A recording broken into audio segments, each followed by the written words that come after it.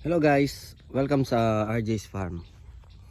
So ngayong araw na to ay i-check na natin yung mga nag-grap nating mga arcadia sa rootstock ng katawba natin. Ito yung mga katawba natin, itong tatlong laro na to, bali 45 trees to na katawba. So sisimulan na natin silang i-convert dahil medyo nakakuha tayong magagandang sayon mula kay Ferds, yung kaibigan natin mag-uubas dito sa may Arayat.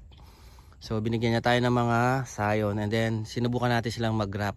So ang pag-grap ano lang to, nasa 50-50% success o kaya yung sasabi nating practicean lang sa pag-grap. So ako first time ko lang mag-grap ng ganito karami. Sinubukan ko dito yung 15 trees. Pero nag-grap na ako paminsan-minsan pag may time. Kagaya ng mga iba doon, may mga success, may mga failures din. Ayan, kagaya ng isa doon.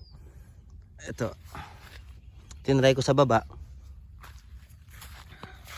Ito, natuyo na siya. So, parang wala na siyang success sa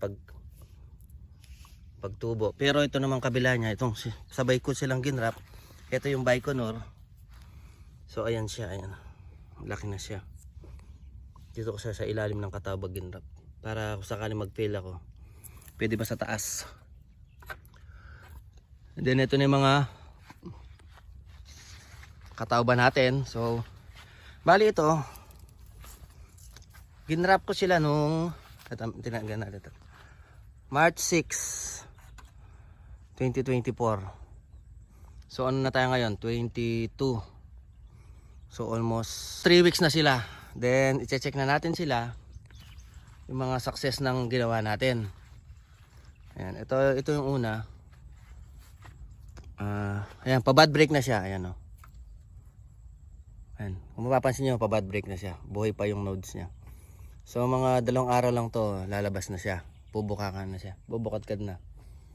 And then ito yung pangalawa, check natin. Itong pangalawa, lumabas na yung, ayan, nagising na yung lumabas na siya. So depende rin sa kung healthy yung sayon na ginamit natin. Kung mabilis silang tumubo or mabagal. Minsan kasi mabagal eh. Kagaya nito, ito mabilis sa mga nauna na to. Ayan. 3. Tapos ito pa. Ito pabuka lang. Ayan, ito siya. Yung pang-4. Tapos ito yung pang-5. Ito healthy to eh. Mabilis siyang lumago. Ayun oh. Laki na siya. So ito yung pang-5. Then ito pang-6. Yung isa rito pang-7. Ayan, palabas pa lang siya. 7. Then ito maganda na to. 8. Kasi swertein ka dyan, may kasamang bunga yan. 8. Then ito malapit na rin. Kasi puti pa yung niya. 8. So pa siyam. Pero hindi muna natin i-count yung mga ganun. Ito rin, malapit na rin to. Tsaka ito, mga nahuhulihan. Pero mabuhay sila. Siguro mga 2 days pa to, lalabas na. Ito, 8. Ayan. Pang-8 sa mga malalaki. 8. Then ito parang, medyo buhay pa yung sayon niya. Ayan. Meron pa siyang puti. 8. Siyam. Tsaka to. Tapos ito malapit na rin. Ito yung pang-10. Ayan. So ito yung pang-10. Bari may 5 pa tayong inaantay. Pero tingin ko magsasucess sila.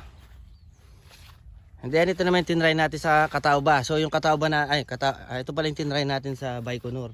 So kasi yung mga nakuha kong mga sayon sa Baikonur medyo mahirap, hindi siya healthy. Ayan, tinry natin siyang i-grap.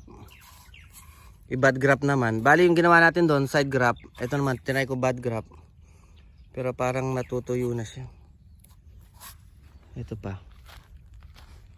Ayan, natutuyo yung side grap, yung bad grap ko. So iba-ibang technique yung inano ko dito. Dahil hindi ako nakako ng mga magagandang sayon dun sa matured na sayon. So So may tinry naman ako doon green to green eh. Tumubo naman sila. So may nag-success naman na sa mga inano ko. Ito malabo siya. Ito yung isa. Yan, nag-success siya. Ayan yung Baikonur Catawba. So isa. Tapos ito. Medyo ano pa siya. Basa pa rin. Isa pa lang yung tumutubo. Tsaka to. Ito para may tumutubo na yan. Dalawa. Bali tatlong Baikonur grafted tsaka 10 Arcadia grafted sa Catawba. So ito balak natin itong 15 dito Catawba ay itong 15 dito Arcadia. Tapos itong kabilang side naman dito gagawin natin lahat to Baikonur. And then ito antayin muna natin sila kung alin yung mabilis ma-success sa grafting. Nagsubok din ako ng green to green ng mga sayon dito sa Brazilian, kaso nag-aantay pa ako kasi kakaano pa lang naman nila eh, kaka-graft. So nag-aantay pa tayo ng araw kung magsasucess sila. Kagaya nito, ayan, green to green siya, di pa siya natutuyo eh. And then nga pala sa Sabado, bukas Sabado, March 22, i-open na natin yung mulberry picking natin. And then yung mga ubas siguro nagbalot lang kami ng mga ayan, mga ganun. Binalutan namin ng papel yung mga pwede talagang ipag-pick and pay kasi nagbatik sila eh. Pero ito mga hinog na to, ayan, nag-golden na sila. So inuunti na natin i-convert itong farm natin sa mga Baikonur para maiwasan na natin yung mga ganito, yung mga pagbabatik. Pero yung mga to, pwede pa naman to. Pwede to. Pwedeng kainin to. So ang gagawin namin dito, kung gagawin naming alak. Gagawin naming white wine. Yan, yung mga Brazilian hybrid. Pero ito mga nandito sa loob ng supot, ng mga news papel, magandang klase. So pwede natin silang ipapik. Ano, gaganda. Lalaki. So medyo na busy lang tayo nung nag-open tayo dito kaya hindi natin sila na-maintain. Kaya yung iba natutuyo, ayan, natuyo.